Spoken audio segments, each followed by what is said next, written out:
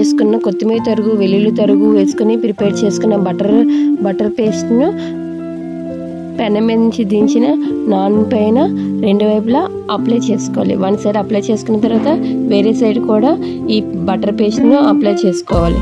అంతే, వేడి butter non ready. పెద్దలే కాదు, పిల్లలు కూడా చాలా ఇష్టంగా తినే butter non ready.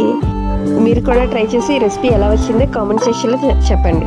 Thank you for watching.